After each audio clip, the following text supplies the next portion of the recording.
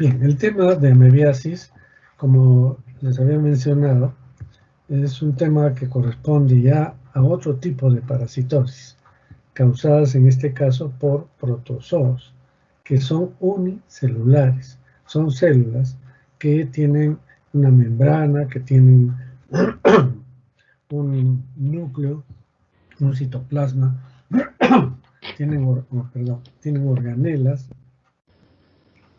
y entonces es completamente ya diferente a lo de los helmintos o platelmintos que hemos estudiado en general, ¿no? Esto significa que en este caso, por ejemplo, los hospederos intermediarios son en los que se desarrolla el ciclo asexual, mientras que el hospedero definitivo es en el que se desarrolla el ciclo sexual. Ya no consideramos que sean larvas o adultos. Entonces, como digo, este es un tema muy, muy amplio, comprende muchos parásitos. Por favor, si apagan sus micros. Entonces, requiere un poco más de atención, un poco más de cuidado. Ya estamos entrando a temas más difíciles. Los anteriores eran mucho más sencillos porque el parásito los veíamos.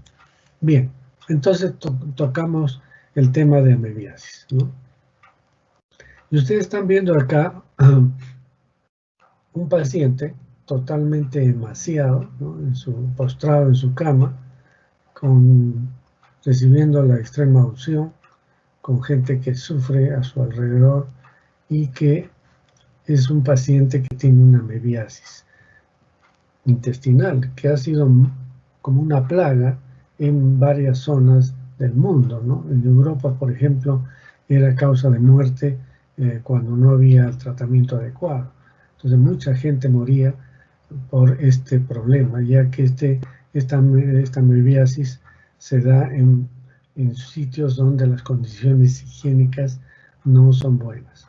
En este momento hay países que sufren todavía este flagelo con gran intensidad, como son la India, Bangladesh, sobre todo, México, en realidad toda América Latina, pero con menos intensidad, y también el Perú.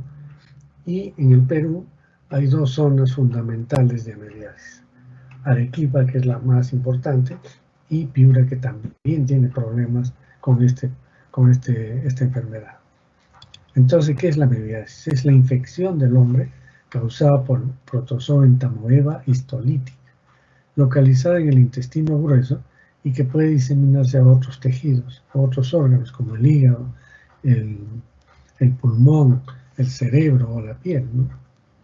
Entonces, eso es amebiasis.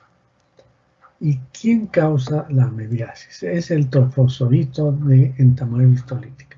La ameba histolítica se presenta bajo dos formas principalmente, bajo la forma de trofozoito y la forma de quiste. También hay prequiste, pero son estadios intermedios. Nos vamos a dedicar a esos dos, el trofozoito y el quiste. El trofozoito es la forma en la cual se reproduce el parásito. Es la forma que causa daño. Es la forma que se alimenta. Entonces es la forma viva del parásito.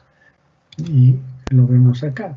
Es una célula que tiene una membrana celular, una membrana nuclear, con una característica muy típica de tener una cromatina pegada a la membrana nuclear en forma uniforme, distribuida en gránulos finos, pero uniformemente distribuida, y un nucleolo central.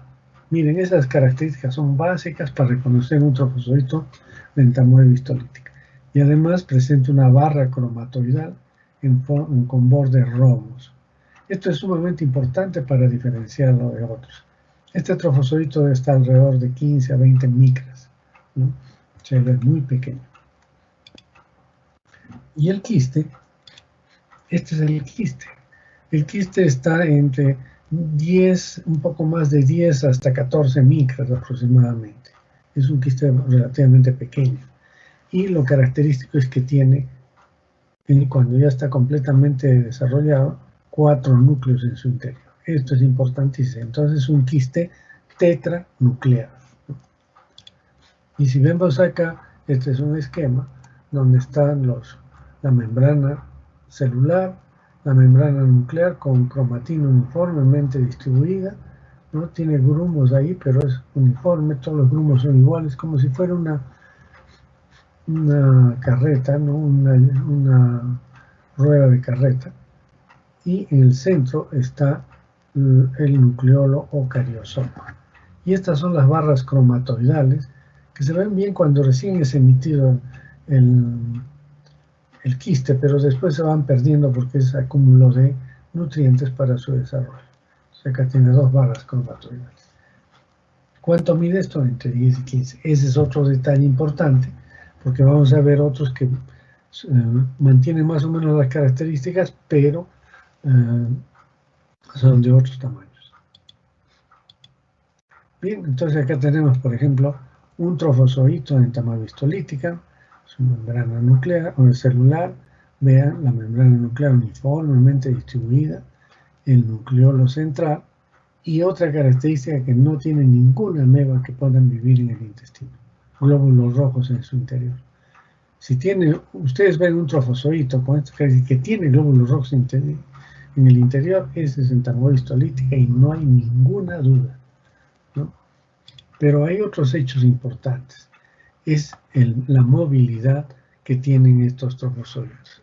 Siempre se mueven emitiendo un pseudópodo. Esto que ven acá cristalino es un pseudópodo, y se mueven siempre en una misma dirección. Avanzan en una sola dirección.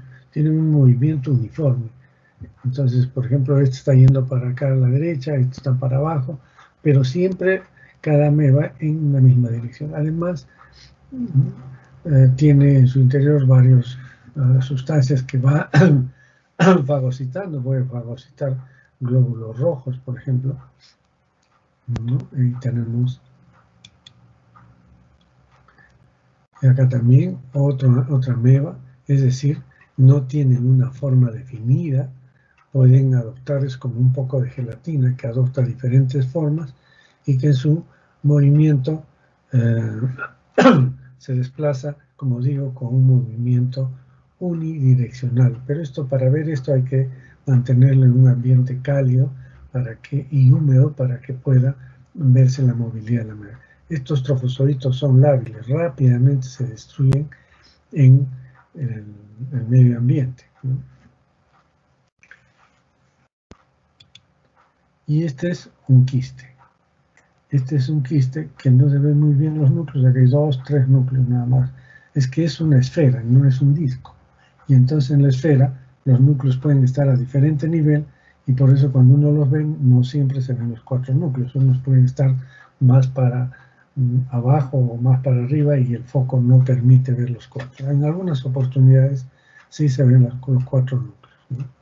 Entonces todo esto es la morfología, pues, de la entamoeba histolítica. Los trofozoitos con el quiste. Entonces, no es fácil identificar a estos elementos en una muestra de heces. No, hay que tener bastante experiencia y es complicado. A veces hay equivocaciones en el diagnóstico. Entonces, es necesario tener en cuenta algunos aspectos que vamos a relatar ahora. En primer lugar, existen amebas que son morfológicamente idénticas a entamoeba histolítica. Entonces, partimos de eso, ¿no?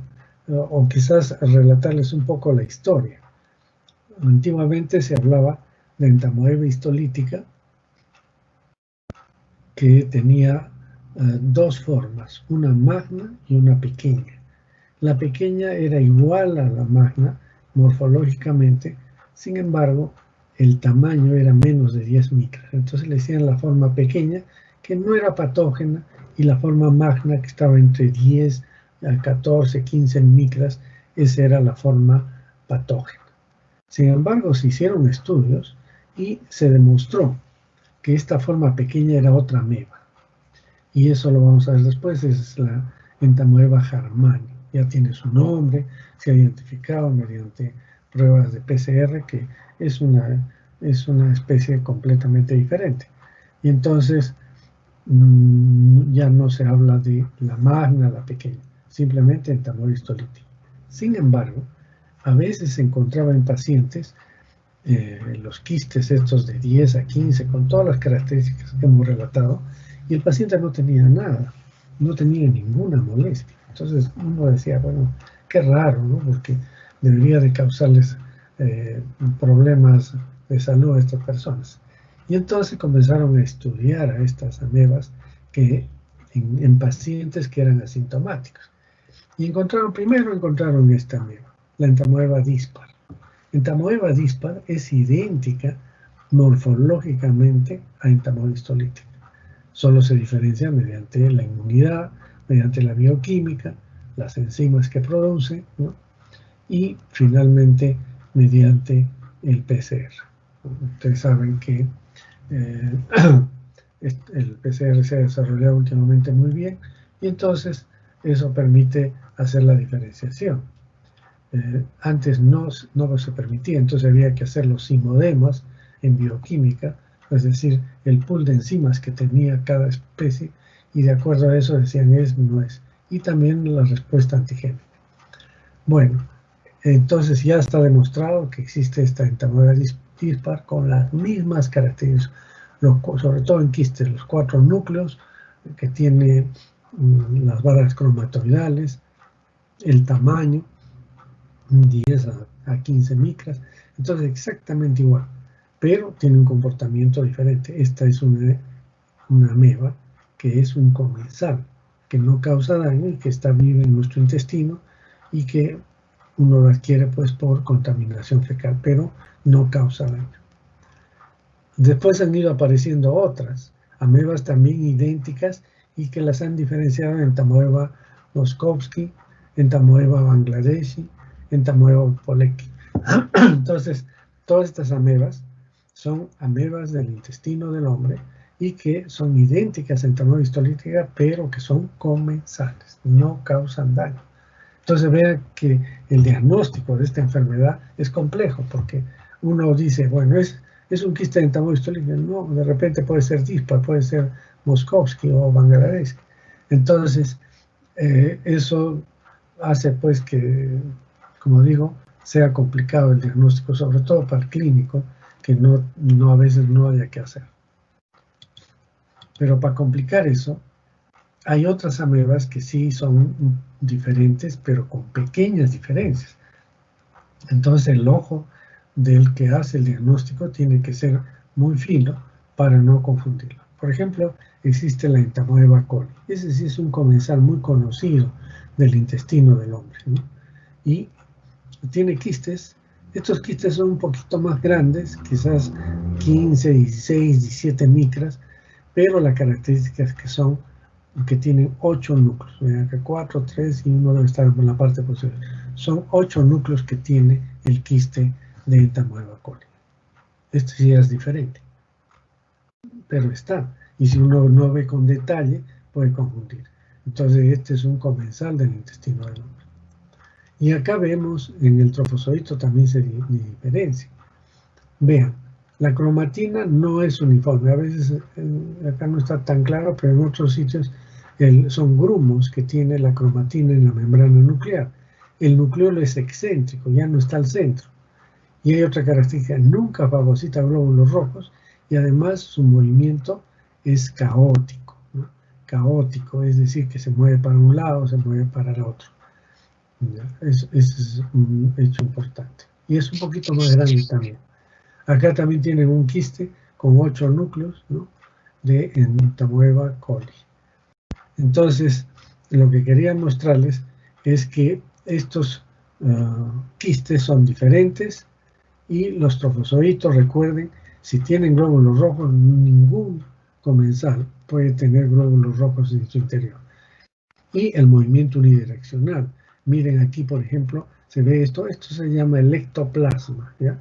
El ectoplasma es cristalino, hialino, y es el que inicia toda la parte externa, es la parte externa, pero es la que inicia el movimiento de pseudópodos, ¿no? Que emite un pseudópodo.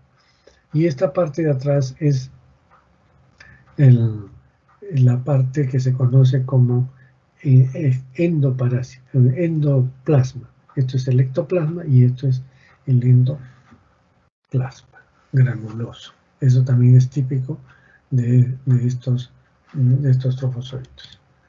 Bien, entonces esta es la Entamoeba coli que hemos visto. Acá para que vean las diferencias, miren, la cromatina grumosa con gránulos de diferente tamaño y el nucleolo excéntrico. Y si vemos las barras cromatoidales también son importantes. Hemos visto que en Entamoeba histolítica son de bordes robos. Aquí son en terminación en punta, como si fueran agujas, ¿no? Y tiene finalmente, puede tener 4 al inicio, pero después empieza a desarrollar y ya tiene 8 núcleos.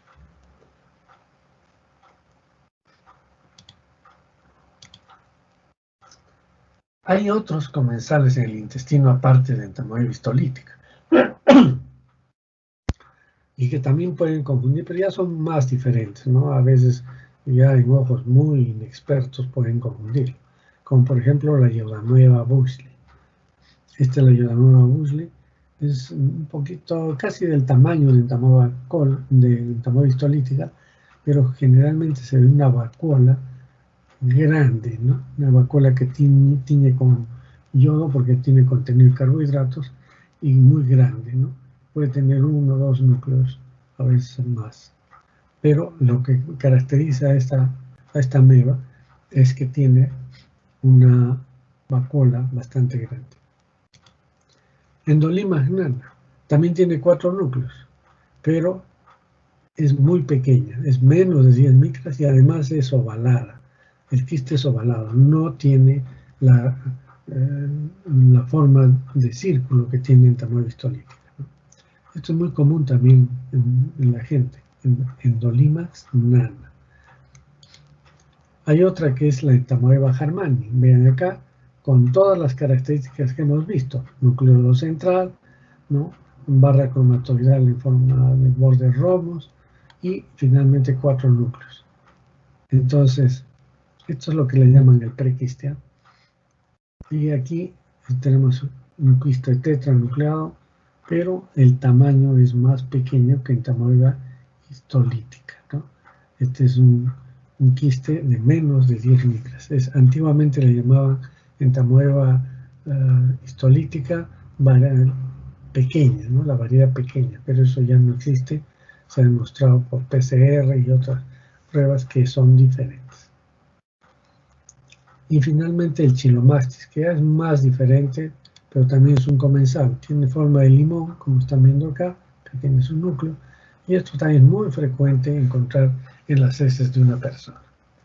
Entonces, ¿cuál será la importancia de identificar estos agentes, ¿no? Porque, en primer lugar, estos se pueden confundir. Si no hay un buen ojo para medir el tamaño, yo les digo que cualquiera la puede confundir al Entamoeba harmani. Pero lo interesante es que todas estas amebas comensales se adquieren por contaminación fecal.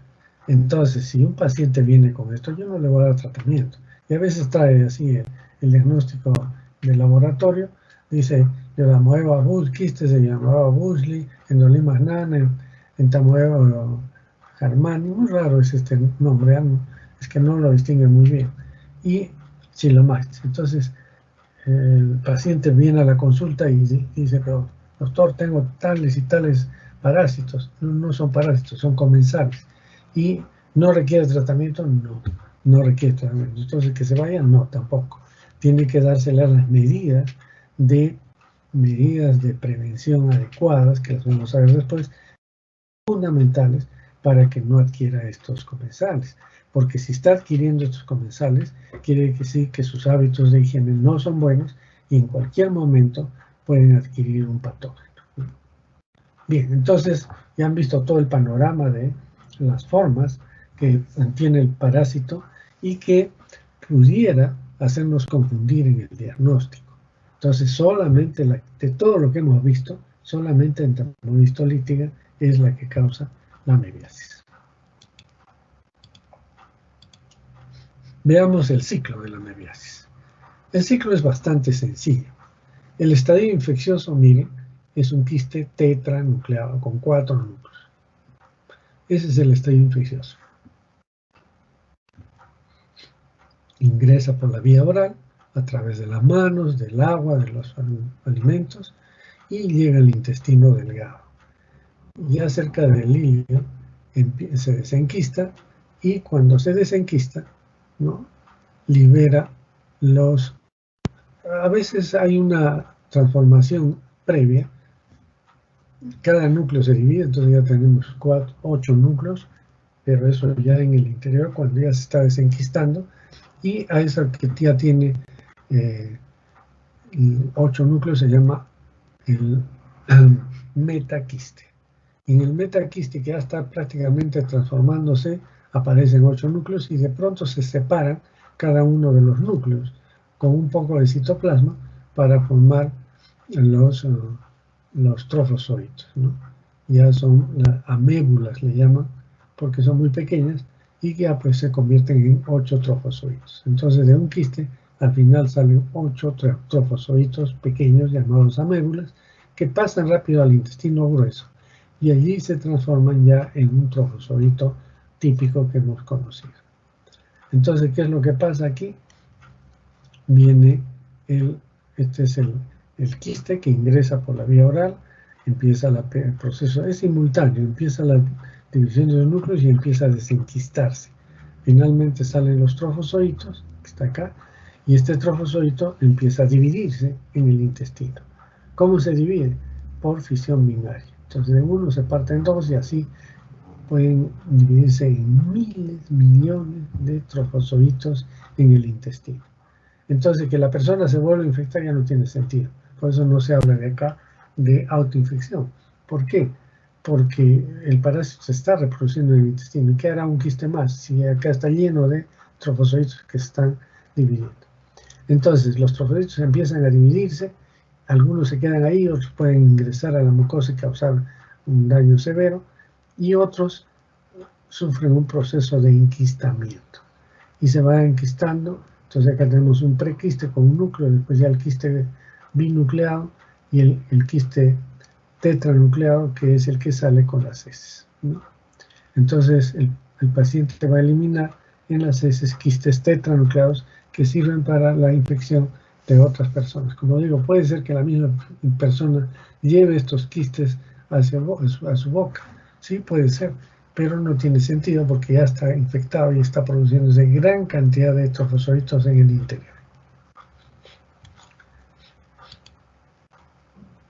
Entonces vean acá, me olvidé decirles que puede haber una colonización no invasiva, puede haber una amebiasis intestinal, ¿no?, cuando ya se introduce al tejido, o puede haber una amebiasis extraintestinal que se vaya a otros tejidos.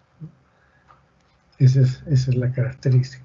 O sea que de cada el intestino, algunos pueden quedar ahí y no causan daño, otros ingresan a la mucosa, ¿no? Acá, como dice, una colonización no invasiva, pueden estar ahí en los quistes en el intestino, otras veces ya se produce la enfermedad y daño del intestino, hay una colitis, hay una amebiasis intestinal aguda, o de lo contrario, puede irse a otros tejidos vía sanguínea como el hígado, al pulmón o al cerebro. Bien, entonces recordemos que en el ciclo de vida hay una localización, principalmente es el intestino grueso. Intestino grueso. Esa es la localización, ahí está reproduciéndose activamente. Puede irse a otros lugares, sí, pero la localización principal en el ciclo es la localización intestinal. Luego tenemos el estadio de salida, el quiste tetranucleado, el mecanismo de infección, agua, manos, verduras mal lavadas. Perdón, el mecanismo de transmisión es el fecalismo. Está eliminándose en las heces los quistes tetranucleados. El estadio infeccioso es también el quiste tetranucleado. Y el mecanismo de infección efectivamente es a través del agua, las manos y las verduras mal lavadas. Entonces tenemos toda la cadena epidemiológica que es importante para la prevención, para el diagnóstico, etc. Esto es la amebiasis, entonces es como estamos repasando el ciclo. Este es el trofozoito que digo va a salir, va a reproducirse en el intestino. Entonces, ¿con qué se infecta una persona? Con quistes tetranucleados, ¿no es cierto? Y en el aparato digestivo, perdón, y en el aparato digestivo, acá se produce el desenquistamiento, se forma el metaquiste, y luego algunos se convierten en trofozoitos y están aquí. Todavía no han invadido la mucosa. Otros logran invadir acá la mucosa, y cuando invaden la mucosa pueden por vía sanguínea producir la enfermedad extraintestinal. Es decir, que pueden ir al cerebro, al hígado principalmente, también a la piel o al pulmón, ¿no? Veamos acá también, ya más completo. Entonces, el quiste tetranucleado entra por la vía oral, ¿no? Y llega al intestino delgado, empieza el desenquistamiento, pasa al intestino grueso y comienza a reproducirse bajo la forma de trofozoitos. Acá se parte y empiezan a dividir. En este caso no está invadiendo, esta es una forma no invasiva. Después vamos a ver cuáles son los mecanismos que hacen que no invada la mucosa, ¿no? Pero en este caso sí ha entrado a la mucosa, ¿no? Entra a la mucosa, pasa a la submucosa, puede causar un daño tremendo y además por vía sanguínea puede ir hacia otros tejidos como el cerebro, el hígado, el pulmón, la piel. Bien, entonces esa es la forma como invade, por vía hematógena, invade otros tejidos a partir de una localización inicial que es intestinal. Esta es la ameba, miren, acá se está dividiendo. Esta es una ameba que está invadiendo el tejido. Lo característico es que mayormente no hay una reacción inflamatoria importante. Las amebas van avanzando, van destruyendo el tejido y la respuesta inflamatoria no es muy evidente, rara vez se ven células inflamatorias. ¿Cómo es la patogénesis? Esto sí es importante. Entonces, tiene que haber un desenquistamiento para que se produzca la enfermedad aguda, ¿no es cierto? O sea, que se formen los trofozoitos. Pero los trofozoitos pueden estar en la luz intestinal sin invadir el tejido. ¿Qué es lo que necesitan? Necesitan una proteína de adherencia. Entonces, esta proteína de adherencia la tienen acá, que es la lectina, que está unida a esta galactosa N-acetil de galactosamina. Todo esto es un complejo que se une a un receptor. Y el receptor es la galactosa. La N-acetil es galactosa también, pero esta galactosa tiene que estar en el epitelio intestinal. O sea, es un carbohidrato que forma parte del epitelio intestinal. Es un receptor, un carbohidrato en el epitelio, en el enterocito, ¿no? Y entonces esta célula del intestino que tiene galactosa se va a unir a todo este complejo que en resumen le dicen lectina. Entonces tiene que haber una adherencia. La lectina, que es una proteína de la ameba, que está en la pared de la ameba, tiene que unirse a la galactosa, que es un carbohidrato que es un receptor de la célula epitelial intestinal. Cuando se produce esa unión es que recién se empieza la invasión. ¿Y con qué empieza la invasión? Con una serie de enzimas como la amebaporo, las proteinasas, hialuronidasa también puede haber. La hialuronidasa, ustedes saben, es una enzima que destruye el cemento celular y entonces abre paso rápidamente. Entonces, solamente cuando se produce esta adherencia mediante la unión de la lectina y la galactosa, va a haber una señalización que hace que la ameba empiece a producir una serie de enzimas que lisan el tejido y pueden invadir. Y entonces empieza la invasión de la célula, del epitelio intestinal por parte de las amebas, y va destruyendo el tejido. Al inicio es una destrucción pequeña en la mucosa, pero cuando pasa hacia la submucosa, ahí rápidamente se distiende y empieza a causar mucho daño, produciendo lo que después vamos a ver, la úlcera mebiana. Entonces, es importante que se produzca esta adherencia. ¿Y qué factores pueden hacer que no se desarrolle esta adherencia? Esta lectina tiene habilidad o alguna preferencia por unirse con galactosa. Entonces, puede ser que el mucus de la persona esté en muy buenas condiciones y en ese caso, ese mucus contiene mucha galactosa. En esas condiciones, la lectina se une a la galactosa del mucus y no se une a la galactosa que está en el epitelio intestinal y que sirve de receptor. Por lo tanto, no hay señalización, no hay emisión de enzimas y por lo tanto no hay úlcera mebiana. Y entonces está solamente en la luz la meba. Eso es importante conocerlo. Entonces, esa es una forma de que el parásito no ingrese. Hay otra forma que es también la inmunoglobulina A. La inmunoglobulina A secretora también bloquea esta unión de la lectina con la galactosa. Entonces, esos dos factores explican por qué algunas personas que tienen una entamoeba histolítica no están con una colitis importante, ¿no? Entonces ya sabemos qué es la adherencia. Entonces con la adherencia va a haber citólisis, hay destrucción de las células del epitelio intestinal, ¿no?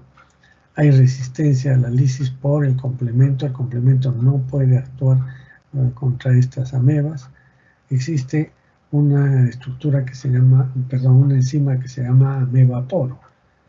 Esta amebaporo es una proteína, ¿no?, de 5 kilodaltos que hace poros, que perfora las células haciéndoles un tubo, una lesión en forma de un poro, y de esa manera las destruye. Esta es una de las primeras enzimas de la ameba que avanzan en destruir el epitelio intestinal. Después tenemos la activación de la caspasa 3 humana, hay una inducción a la apoptosis celular, entonces comienzan a morir células del epitelio intestinal y la ameba sigue avanzando, ¿no?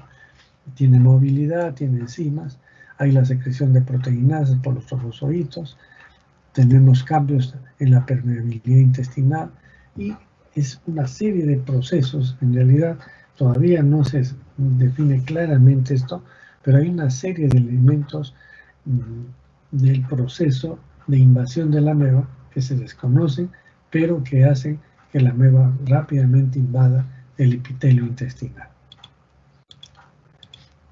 Y estamos viendo acá la ameba está invadiendo este tejido que está sano. Miren cómo empieza a destruir y empieza a avanzar. Todas las amebas están en el borde de la lesión, o sea, en el borde del tejido sano. En esta parte ya casi no se encuentran amebas. Y esta es la típica úlcera en botón de camisa. ¿Por qué se llama de botón de camisa? Porque esto parece un botón y esto es el hilo del botón, ¿no es cierto? Y es que entra en la mucosa, miren, causa poco daño, y en la submucosa empieza el daño tremendo. Ahora, todo este tejido destruido, muy rara vez hay bacterias, puede haber, pero muy poco. ¿Y dónde están las amebas? Si yo busco aquí, no va a haber amebas. Las amebas están acá en el borde de la lesión. Aquí están invadiendo el tejido sano. Ahí es donde tengo que buscar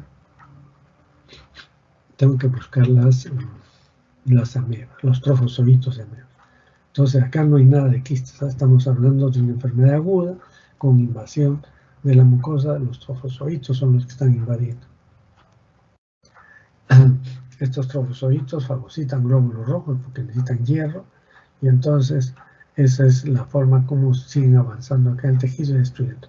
Esta es la capa muscular que, digamos, es una capa que de alguna manera sostiene la invasión de la ameba, no la deja avanzar, solamente está en la submucosa. Y entonces esta capa muscular se convierte en una barrera que algunas veces ya no resiste más, se rompe la serosa y va a caer a la cavidad peritoneal todo este contenido, produciéndose una invasión, una perforación intestinal con la consecuente peritonitis, ¿no? Esa es causa de muerte de estos pacientes. Entonces recuerden bien que las amebas están en el borde de la lesión, que hay una entrada pequeña. Si uno ve mediante un proctoscopio o un colonoscopio, va a haber pequeñas lesiones puntiformes, pero por debajo, si se hace la biopsia, se encuentra un tremendo, digamos, un núcleo de necrosis que es en la submucosa. Esta es la llamada úlcera movediza, o también le llaman en cuello de botella, ¿no? Y acá está la úlcera mebiana, como las amebas empiezan a invadir todo el tejido. Esta es una necropsia, y vean la ameba como va destruida por estas úlceras, tejido sano, y acá hay otras úlceras. ¿Cómo es la clínica de esta parasitosis? Muchos pacientes empiezan simplemente con diarrea, ¿no?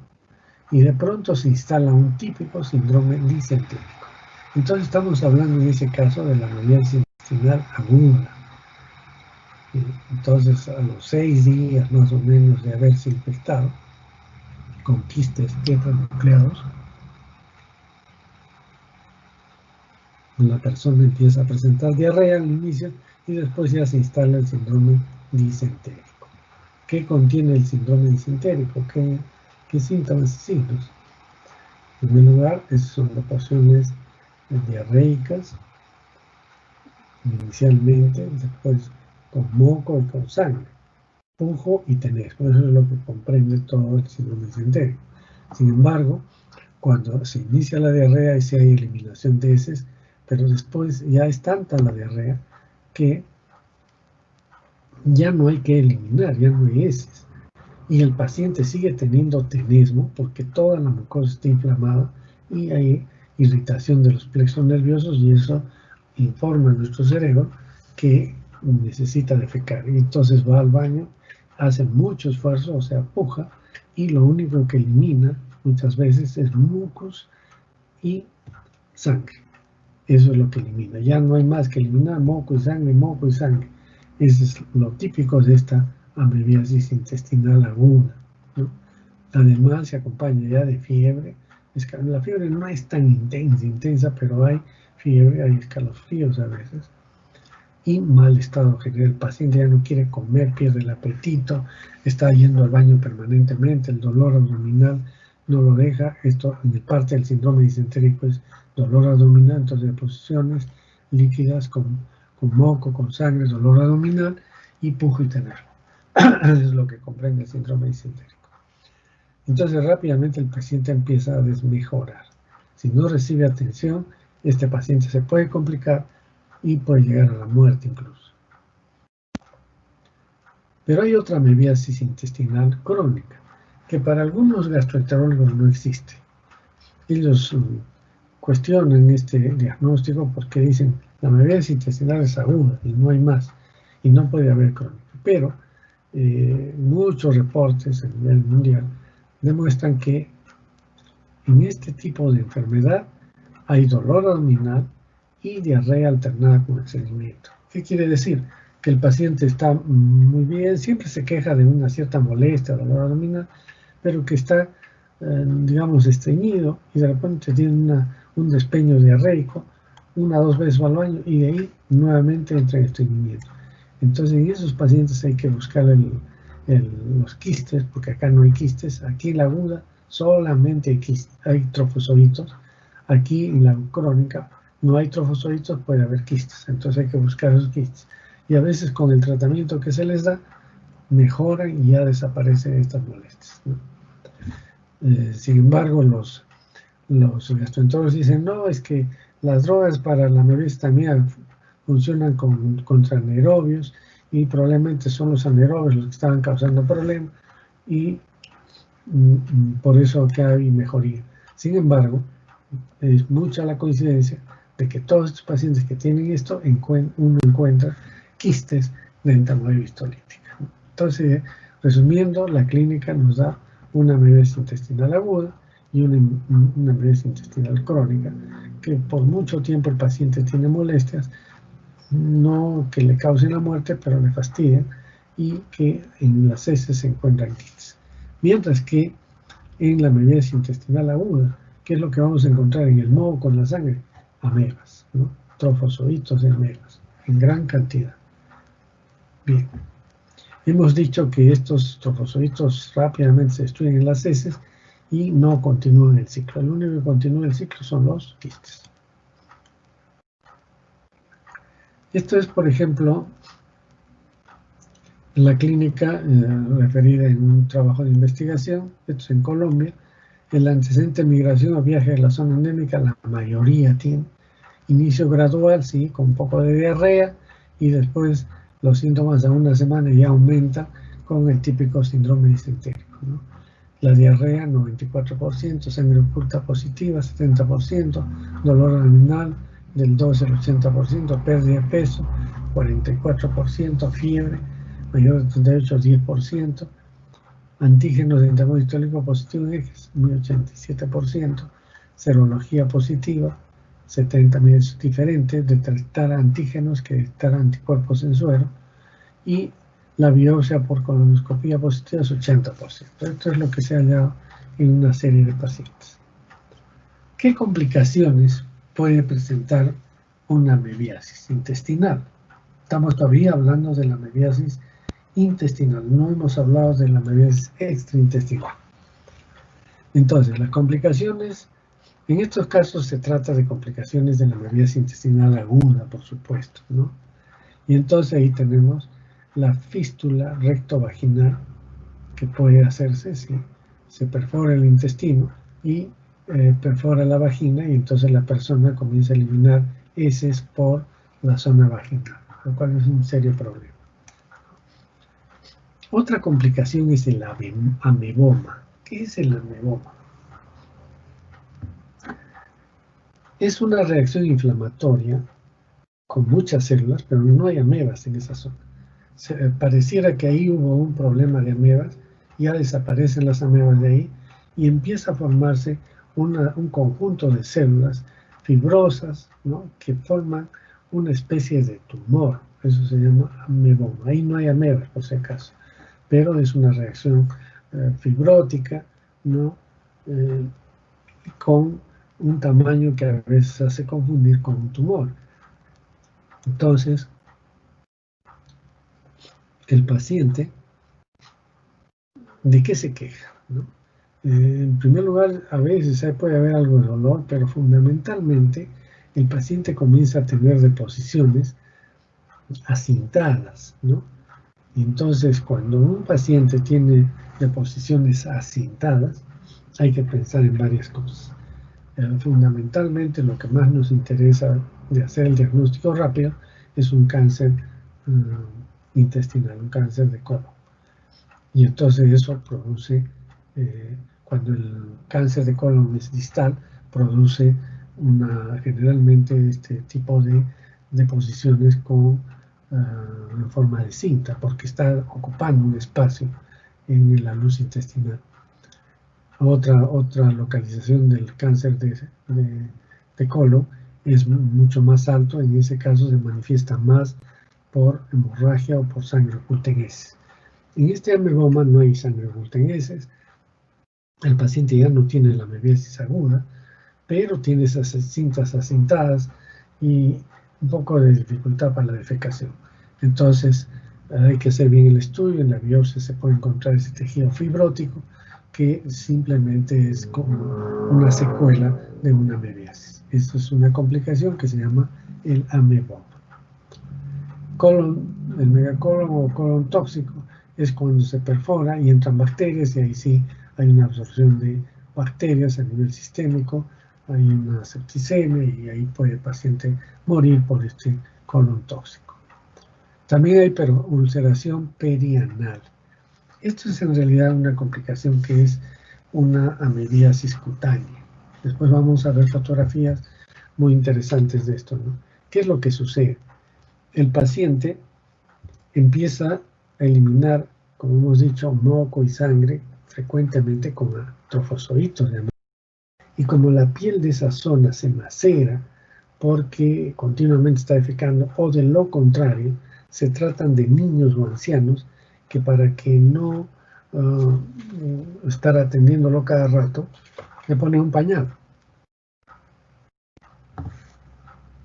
Este pañal hace que se retengan las heces o el mucus con sangre en esa zona y hace que la piel de la zona perineal se humedezca y finalmente se macere, de tal forma que los trofosoditos que están saliendo se introducen en la piel y comienzan a invadir la piel de esa zona perineal. En ese caso se produce una úlcera ahí con lesiones muy serias, puede a veces deformar los genitales, la zona perineal mismo la deforma cuando se cicatriza después del tratamiento. Entonces, esta es una complicación muy frecuente por, digamos, el mal cuidado del paciente. Luego tenemos una perforación intestinal con peritonitis. O sea, ya la perforación, acá la fístula, la perforación no fue a la vagina, ¿no? Ni fue a la zona perineal, sino fue un poco más alto, y la perforación intestinal, como les dije, las amebas avanzan y ya destruyen no solamente la submucosa, sino también la muscular y la serosa, y caen en el peritoneo. Entonces todo el contenido intestinal cae al peritoneo, una peritonitis que puede matar rápidamente al paciente. Y lógicamente esa complicación lleva a un shock y al deceso. ¿Cómo es la amebiasis extraintestinal? La amebiasis intestinal es que la ameba estuvo en el intestino, a veces de una colitis, una amebiasis intestinal aguda clara, severa, otras veces no tanto, no ha habido más que un poco de diarrea, no se sabe, el paciente ni siquiera recuerda bien si es que tuvo enfermedad intestinal, pero de pronto hace un absceso hepático amebiano, ¿no? Este es el más típico, porque la hepatitis también puede verse, pero es más infrecuente. ¿Y cómo es esto del absceso hepático amebiano? La ameba llega por vía sanguínea al hígado, y entonces en el hígado es que empieza a reproducirse y a invadir el parénquima hepático. Si hacemos un corte del hígado, vamos a encontrar que las amebas están en el borde de la lesión, ya en el tejido sano se están metiendo, y por al centro mismo de este absceso hay un contenido líquido necrótico. En realidad es mal llamado absceso, porque ustedes entenderán que absceso se refiere a pus, y en este caso no hay pus, no hay bacterias. Incluso este líquido que queda en esta cavidad que se va formando en el hígado es un líquido aséptico, ¿no? Si lo cultivamos no crecen bacterias. Entonces solamente necrosis de células. Incluso no siempre se encuentran trofosoditos en el líquido de este mal llamado absceso, que es de color achocolatado, ¿no? Es como si fuera chocolate con algo de espuma. Así esa apariencia tiene este contenido del absceso hepático amebiano. Entonces no hay amebas, muy rara vez, se puede encontrar, pero muy rara vez, y lo que sí, las amebas están en el borde de la lesión invadiendo el tejido sano. Este absceso es bastante grande, puede tener 5 o 10 centímetros de diámetro, ¿no? Y entonces se manifiesta por hepatomegalia, hay dolor abdominal intenso, exquisito diríamos, o sea, el paciente apenas le roza la sábana, se queja de dolor, ¿no? Es un dolor sumamente intenso, se dice así, dolor exquisito de esa zona, y que la palpación lógicamente también lo desencadena. Entonces, el paciente que va a tener un absceso hepático mediano tiene dolor en el hipocondrio derecho, hepatomegalia, ese dolor exquisito, hemos dicho, la hepatomegalia, tiene fiebre, ¿no? Fiebre alta, y además tiene leucocitosis con desviación izquierda. muchos leucocitos en sangre periférica están presentes, ¿no? En el quiste diabético realmente no se encuentra mucho de esto, pero sí en sangre periférica hay una leucocitosis importante. Entonces, estas son las características del absceso hepático amebiano, ¿no?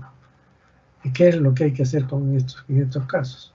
Bueno, hay que drenar el absceso, se punza mediante la ecografía, se dirige una aguja y se va a obtener a veces una cantidad enorme de este líquido achocolatado, ¿no?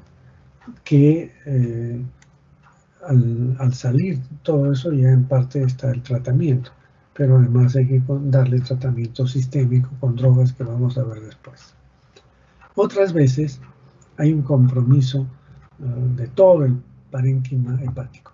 Y entonces se habla de una hepatitis amebiana. Se encuentran amebas por todo sitio y hay fiebre, hay ictericia, hay hepatomegalia también, hay dolor. Es muy parecido a esto, pero aquí hay una colección. Aquí no hay ese líquido, no se va a punzar tampoco si se trata de una hepatitis. En el absceso hepático sí.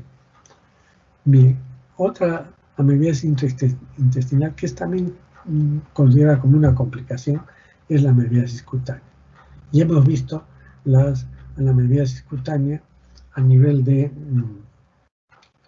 vagina, perdón, de zona perineal, ¿no? Pero otras veces puede ser que un absceso hepático amebiano empieza a drenar por la pared abdominal. Entonces se abre una fístula a la cavidad, a la pared abdominal y el paciente empieza a eliminar ese líquido chocolatado por esa fístula. Pero ahí algunas amebas se van a quedar en el borde de la piel de la fístula y comienzan a hacer una amebiasis cutánea de esa zona, con destrucción de la piel. Entonces puede ser en la piel abdominal, en la piel de la zona perineal, ¿no?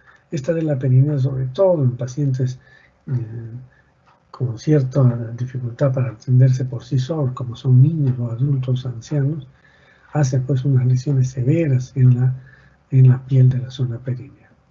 Y las fístulas cutáneo-amebianas que hemos visto a nivel del absceso hepático, o sea, a nivel de la vagina, con una fístula que causa una serie de problemas.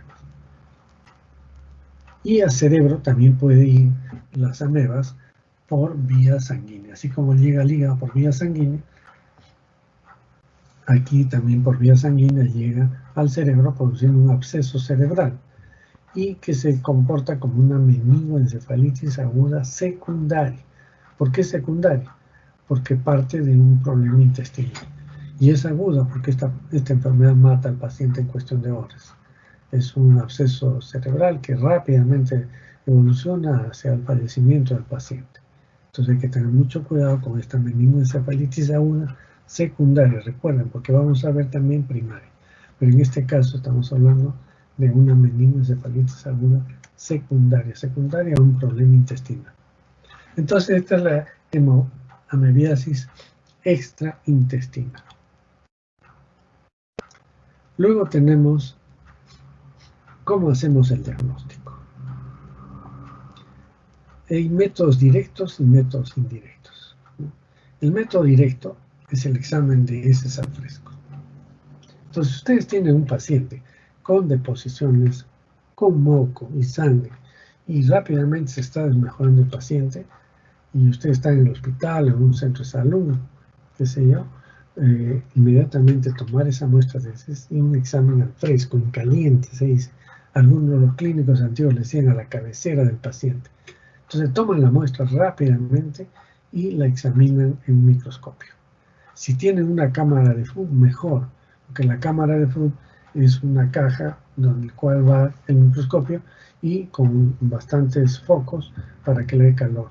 Y si está húmeda la muestra, entonces todo en el mucus vamos a ver rápidamente las amebas que se están moviendo con glóbulos rojos en su interior, y entonces en esta forma, si vemos un trofozoito con hematíes, está hecho el diagnóstico. Si no, tendremos que colorearlo, fijar y colorear esa muestra para ver las características de la membrana nuclear, del nucleolo, que eso hay que verlo con coloración.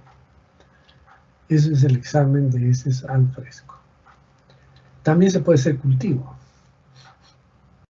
No se olviden que el movimiento unidireccional en este examen al fresco es importante. Siempre se desplaza en un solo sentido, ¿no? Y entonces también se puede hacer el cultivo en medios especiales. No es fácil cultivar, pero se logra. La rectoscopía es importante, o la colonoscopía si el compromiso es más alto. Y entonces ahí, ¿qué es lo que vamos a obtener mediante cualquiera de estas dos técnicas? Primero, la visualización de las úlceras, ¿cierto? En segundo lugar, podemos ver ahí mucos alrededor de las úlceras, y ese estudio del mucus rectal es importante. Entonces saca ese mucus y, como si fuera un examen de heces al fresco, se examina rápidamente en el laboratorio, ¿no? Entonces generalmente el gastroenterólogo envía una muestrita en un frasco, la muestra de este mucus rectal, y hay que mantenerlo en una temperatura adecuada para hacer el examen y encontrar ahí los trofozoitos de ameba. ¿Qué más hacemos entonces? Entonces la visualización de la úlcera, la toma de muestra del mucus rectal y después la biopsia, ¿no? Se hace una biopsia para ver las características típicas de la úlcera en botón de camisa. También se puede hacer estudios de coproantígenos. Esto por el método de ELISA uno detecta antígenos, son proteínas de la ameba que salen con las heces, ¿no? El estudio con coproantígenos. O el método de Telemann, ya cuando el paciente ya no tiene cuadro agudo, o sea, todo esto de acá arriba es para el cuadro agudo, ¿no? El cuadro agudo me va a permitir ver trofozoitos, pero en la forma crónica ya no veo trofozoitos, va a haber quistes, y para los quistes lo mejor es el Telemann. O también se puede hacer PCR en cualquiera de las dos, aguda o crónica, siempre hay eliminación de proteína, de DNA del parásito que es detectado por este PCR. Y métodos indirectos, el ELISA, para determinar anticuerpos en sangre. ¿Ya? Esto también se puede hacer, ¿no? La detección de anticuerpos es más complicado. Estos métodos directos son más efectivos y rápidamente nos hacen el diagnóstico. Este es el absceso hepático mediano. Miren acá, todo esto es un absceso. Esto estaba lleno de un líquido achocolatado, espumoso, que a la punción sale, bueno, es una necropsia, que ya murió el paciente por otras complicaciones más, y entonces todo esto se llena de líquido achocolatado. ¿Dónde están las amebas? Aquí en el borde de la lesión, aquí es donde se encuentran las amebas, los trofozoitos.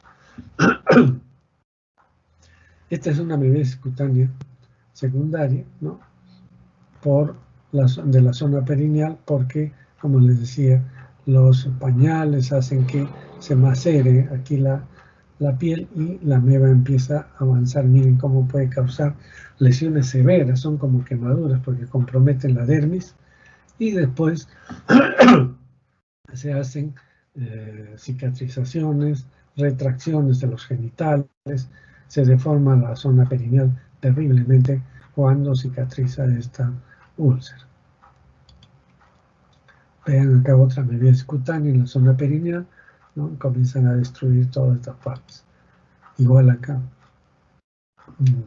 incluso ya está sangrando esta úlcera en la zona perineal, ¿no? Y la amebiasis cerebral, acá hay un absceso cerebral en una meningoencefalitis aguda secundaria. Ya lógicamente entenderán las manifestaciones. Después vamos a comentar algo de otro tipo de amebiasis. El diagnóstico, como hemos visto, se hace por el examen de heces que habíamos visto arriba, métodos directos, indirectos, y también por la colonoscopía. Es todo un aparato para hacer la colonoscopía, ¿no? Y acá hay un rectoscopio, que es un aparato más pequeño, y podemos ver podemos ver acá las lesiones ulcerosas. Este es un colon ya disecado, ¿no?, con úlceras amibianas. Bueno, entonces vamos a ver la epidemiología de esta enfermedad. Los mecanismos de infección. ¿Cuáles son los mecanismos de infección? Este es el niño de La Joya, que está tomando agua de acequia o estancada. Se está lavando o está tomando agua. Y entonces hace una amebiasis rápidamente porque tiene contaminación fecal. Este es otro problema serio. La venta de alimentos en la calle. La comercialización de vendedores ambulantes de comidas. Este es un problema serio. Y acá en Arequipa ha sido pues uno de los problemas que ha tenido que afrontar el municipio, porque la gente que vende comida en la calle no tiene dónde hacer sus necesidades. Entonces va a cualquier sitio, a la esquina, o se presta un lugar para un baño, no tiene dónde lavarse las manos, regresa y se lava las manos en un baldecito que está por abajo en la mesa y que sirve también para lavar los platos que oferta. Entonces, esas manos están contaminadas con quistes de ameba histolítica y va a contaminar lógicamente toda la vajilla y al final, o también los alimentos porque los toman con la mano, y va a distribuir los quistes de ameba histolítica a toda la gente. Gran parte de las personas que han sufrido amebiasis intestinal tienen el antecedente de haber comido en la calle. Entonces este es un problema serio de mecanismos de infección. Y otro, lógicamente, son las verduras, las frutas, que son regadas con agua servida, ¿no? Entonces en Arequipa era todo un problema, porque toda la colección de heces iba pues al río. Ahora ya, bueno, hay un poco de control. Pero estas verduras, si no son bien lavadas, no tienen, o sea, con chorro de agua, tienen el problema de que mantienen los quistes. Los quistes son muy resistentes. Los quistes son tetranucleados muy resistentes y que se quedan en esta zona. Entonces, esos son los mecanismos de infección. Y entonces, cómo se infecta la persona determina que exista una prevalencia bastante alta en ciertas zonas, ¿no? Por ejemplo, en Arequipa está entre el 10 y 25%. Si hacemos examen de heces y buscamos en gente asintomática, incluso encontramos 10 a 25% de amebiasis. Esto está disminuyendo, sí, eso es cierto, pero todavía se mantiene en niveles altos. Y entonces, ¿qué significa? Que de esto, del 10 al 25%, no todo es entamoeba histolítica, puede ser sobre todo entamoeba dispar. Aquí no se ha demostrado todavía Moskovsky u otro tipo de amebas que son parecidas. Entonces debe ser que aquí una gran parte, la mitad por lo menos, es entamoeba dispar y el resto sí es histolítica. En Puerto Maldonado se encontró 16.5, un trabajo que hicimos en una localidad se llama La Joya también, pero en Puerto Maldonado. En Lima y otras ciudades menos del 5%. Entonces siempre en los congresos, en las discusiones de parasitología se ha discutido por qué solamente la amebiasis está en Arequipa y en otros lugares del norte del país, sobre todo en Piura. Los demás no tienen. Entonces dijeron, no, es que es otra técnica de diagnóstico que hacen que no se reconoce. Y eso motivó a que se haga un taller en Lima sobre diagnóstico de enfermedades intestinales. Y entonces ahí se reunieron todos los parasitólogos de todo el país y compartieron experiencias, todo, y nuevamente dio los mismos resultados para Lima. Lima no tiene mucha amebiasis. La amebiasis está en Arequipa, en la selva también, y en el norte, en Piura, ¿no?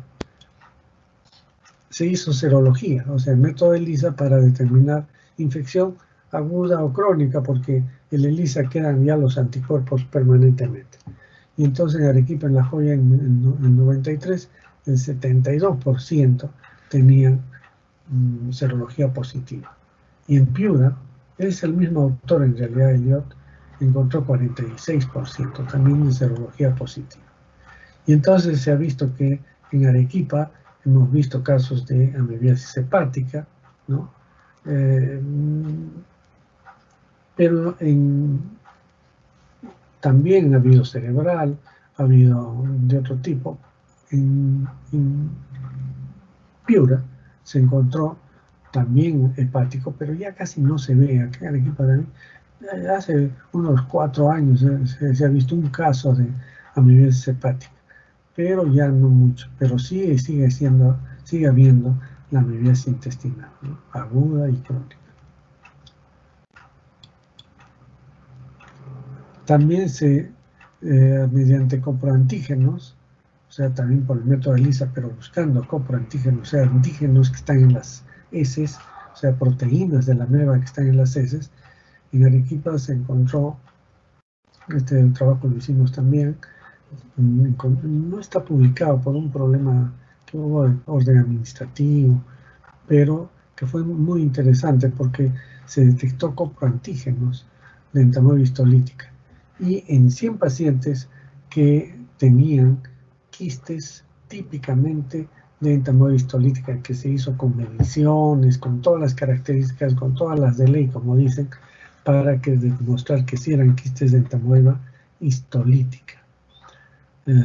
Entonces, a ellos se les aplicó la detección de coproantígenos y solamente el 41.1% fueron positivos de entamoeba histolítica. Entonces el resto era disparo u otras, ¿no?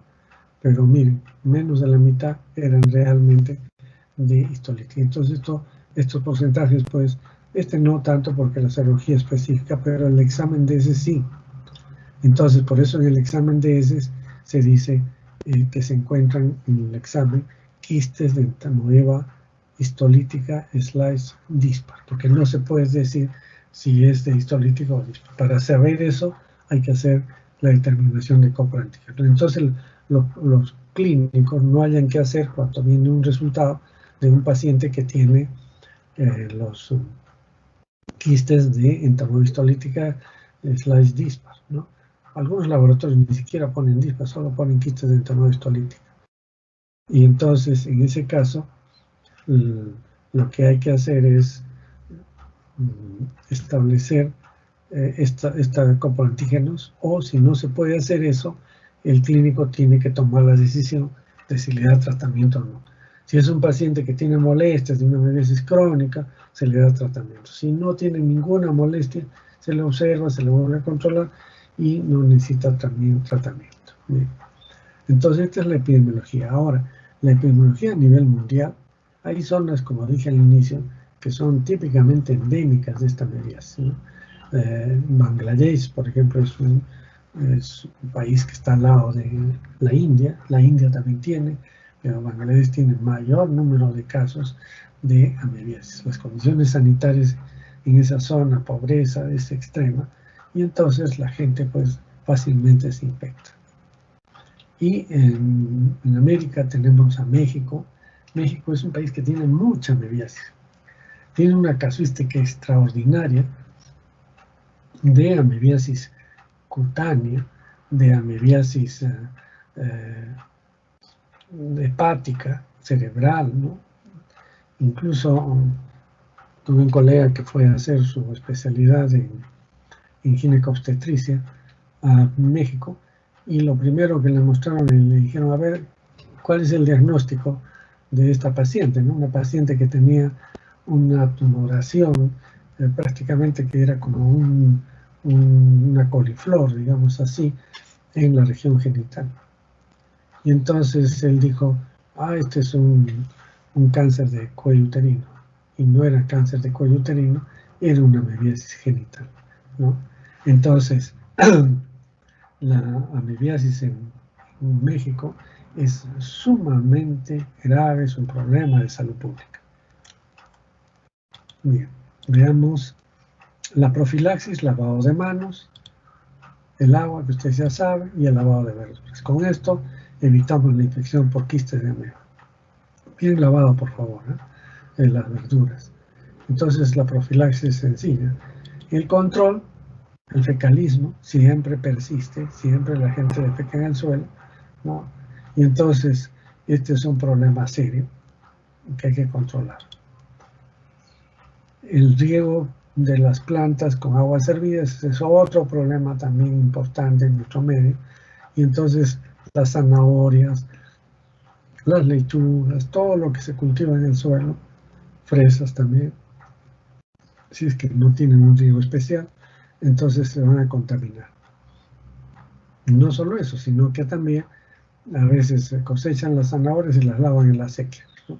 Y entonces todo se llena de quistes, porque las acequias generalmente tienen contenido de heces.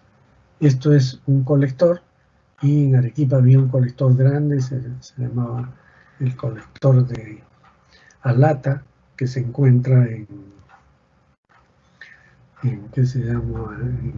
En Tiabaya, cerca del puente de Tiabaya, y entonces todas las heces, los desagües de la zona del margen, la margen derecha del río Chili, iban a esta zona, ¿no? Y entonces se contaminaba pues, todo el agua del río Chili por el Guayco, Chumayo, la Joya. Por eso la Joya tenía una alta tasa de infección por muchos parásitos intestinales, entre ellos la ameba. Todas las irrigaciones de esa zona baja, ¿no? San Isidro, San Camilo, todas esas zonas tenían mucho problema con amebiasis y yardiasis, que es otro protozoo que vamos a estudiar después. Felizmente este colector de lata lo ha tomado Cerro Verde, se lo lleva para utilizar esa agua en sus procesos de la minería y tiene una planta de tratamiento previa para que se purifique de alguna manera el agua y la utilicen ellos para la minería. Entonces estas heces ya no están contaminando el río y probablemente van a hacer que disminuya esta parasitosis en las zonas bajas de Arequipa. Entonces eso es para hacer el control, ¿no? Y el tratamiento es diferente ya, es otra droga que vamos a utilizar, es el metronidazol. El metronidazol es una droga que tiene algunos efectos, produce una gastritis severa en algunas personas sobre todo. Además puede tener el efecto disulfiram o efecto antabús, que es que estas drogas, si uno toma con licor, le producen náuseas, vómitos, sensación de hipotensión, ¿no? Es una molestias muy severas. Por eso dicen, se comporta como el efecto antabús, dicen, ¿no? Porque antiguamente se utilizaba el antabús como una droga disuasiva para el alcoholismo. Entonces a los pacientes que sufrían alcoholismo le daban una tableta diaria de antabús. Todos los días tomaban una tableta y lógicamente no tenían ninguna molestia. Pero el día que tomen alcohol tomando estos medicamentos, venía estas náuseas, sensación de muerte, hipotensión. Entonces ya no quería tomar alcohol porque cada que tomaba alcohol le producía estas molestias. Eso era el efecto, por eso se habla de efecto antabús.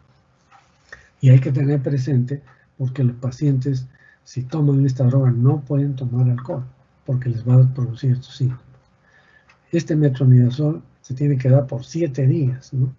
Y entonces eso hace que también produzca gastritis. A veces los pacientes no toleran toda la dosis y eso está mal.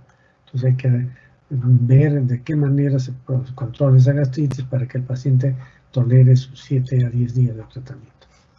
Hay otra droga que es el tinidazol, que también se utiliza y algunos recomiendan una sola dosis de 2 gramos, ¿no? de tinidazol. Y entonces, pero generalmente en una amebiasis aguda, con una sola dosis de 2 gramos, no funciona muy bien. Hay que repetirla 2 o 3 veces, o sea, 2 o 3 días de tratamiento. Igual con el secnidazol, que son drogas que se dan pues en un día, según lo que dicen estos, pero dependiendo cómo evoluciona el paciente, pueden ser hasta 3 días. Tinidazol, secnidazol. Son drogas alternativas para la amebiasis aguda, tisular, por eso tisular, y a veces también para la crónica, pero no siempre tiene un efecto muy bueno para el efecto luminal, o sea, que actúan a la luz, para los quistes, ¿no? En esos casos se puede usar la dicloroacetamida, que es el teclosan, que es un derivado clorado de la acetamida y que funciona muy bien, ¿no?, contra trofosoritos.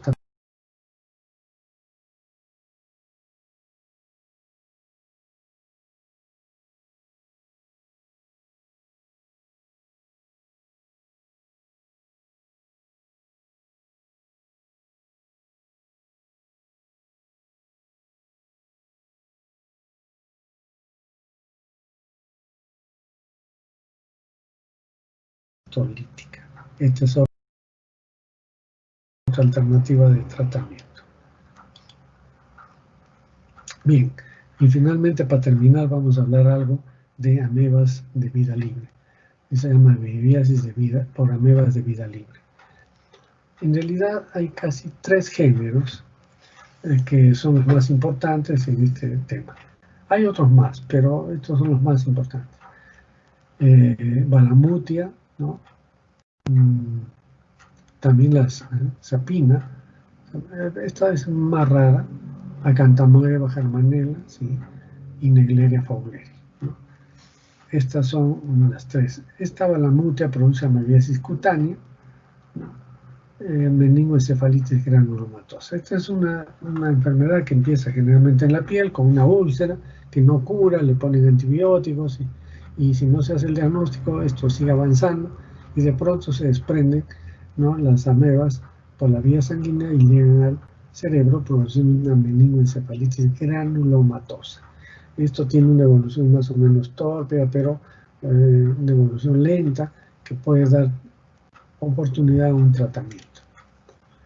La Acanthamoeba germanella y otras especies más también producen lesiones en la piel, ¿no?, pero también pueden producir queratitis, ¿no?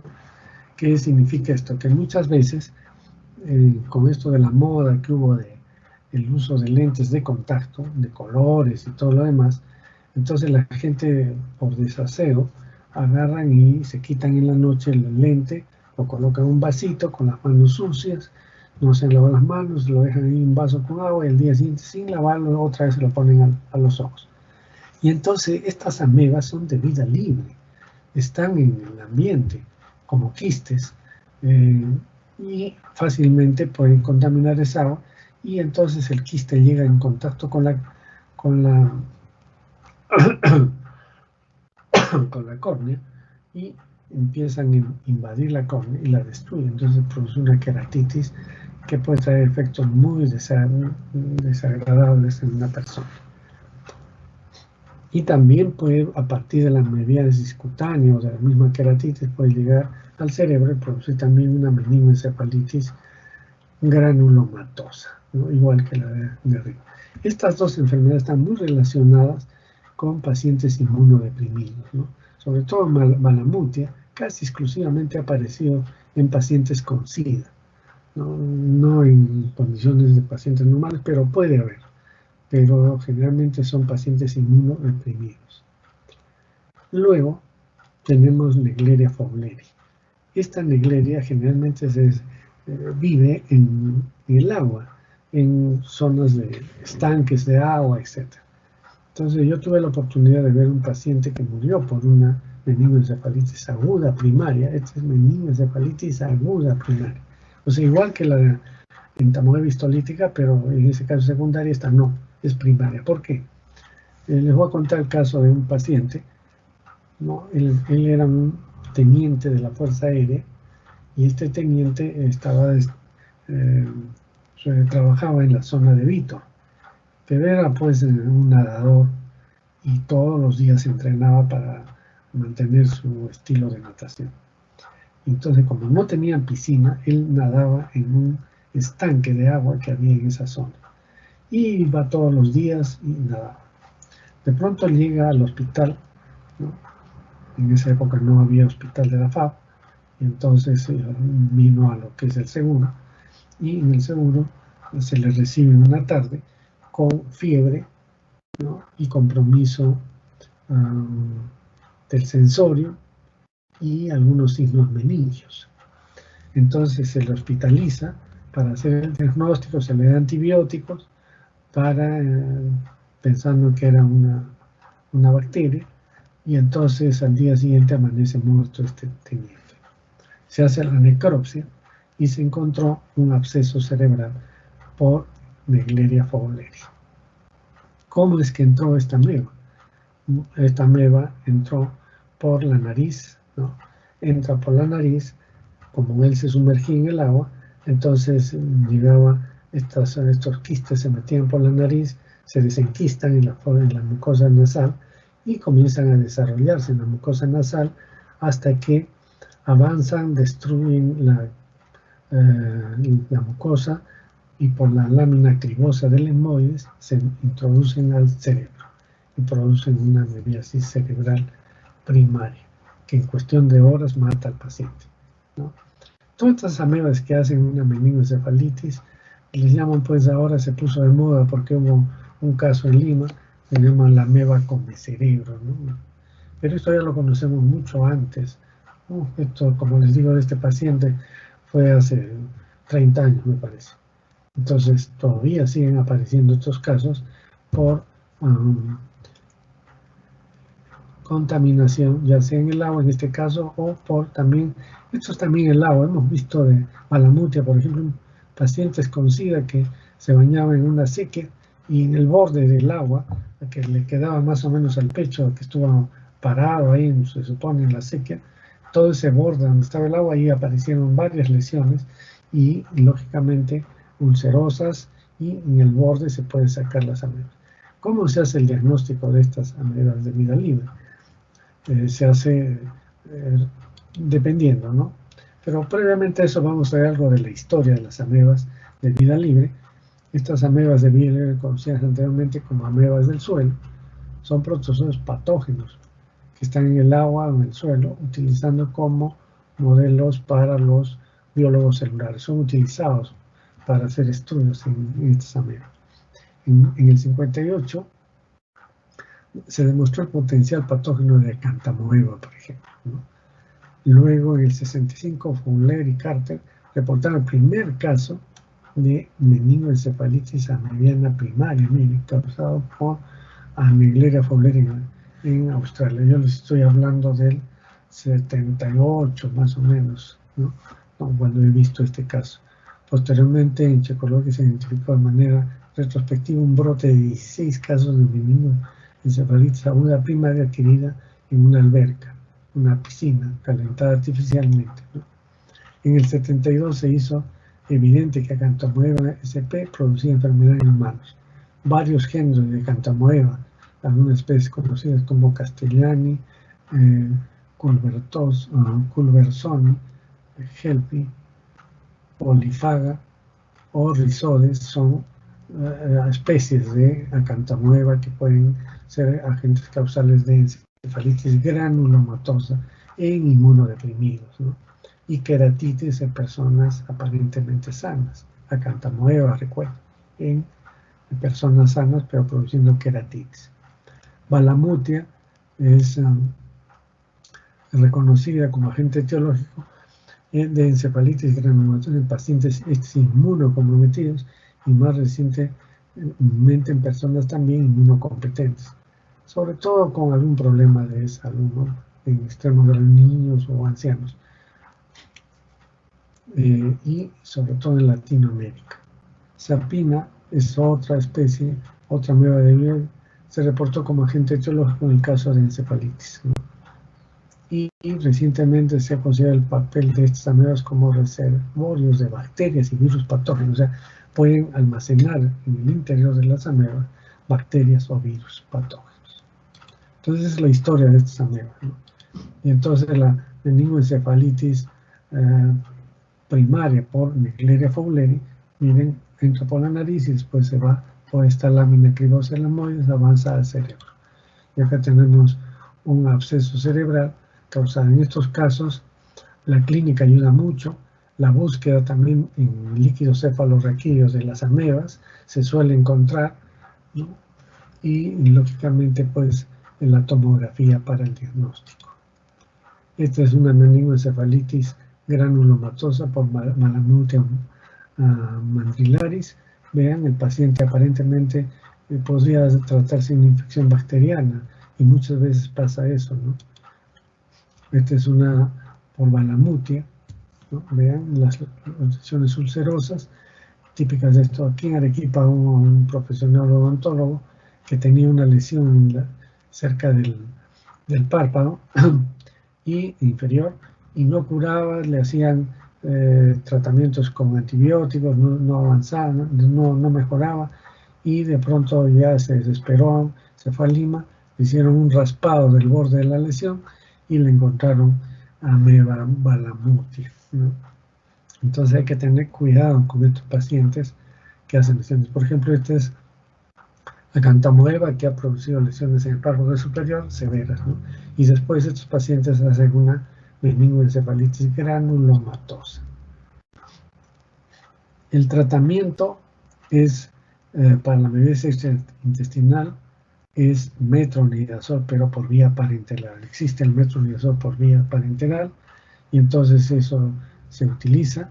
Otras veces no hay una respuesta adecuada, entonces se puede usar algunos antimicóticos como clotrimazol, miconazol, ketoconazol, fluconazol, itraconazol, pero también no da muy buenos resultados.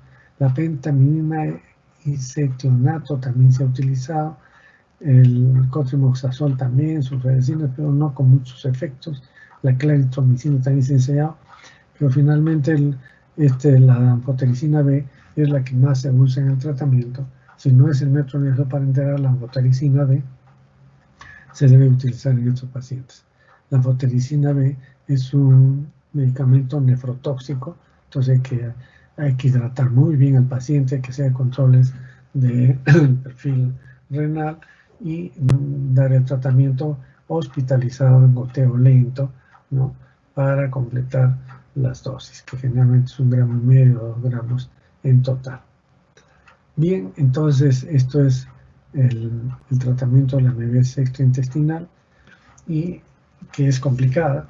Generalmente los pacientes mueren y entonces hay que trabajarlas muy bien, sobre todo para estas amebas de vida libre que traen una serie de problemas.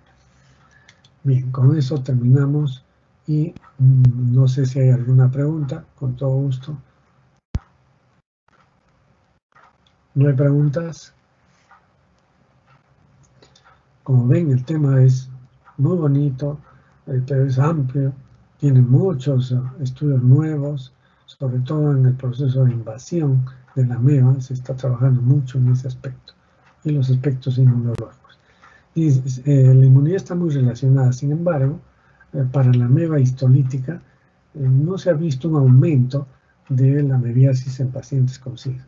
O sea, pese a la pandemia, ¿no?, de SIDA que hubo, no aumentó la amebiasis intestinal, no aumentó la gravedad, no se vieron casos, sino los que siempre se ven. Entonces, pese que debería de actuar la parte inmunitaria, no se ve mayormente una relación con SIDA. Bien, ¿preguntas? ¿No hay preguntas? Bien, entonces con esto terminamos la clase de hoy.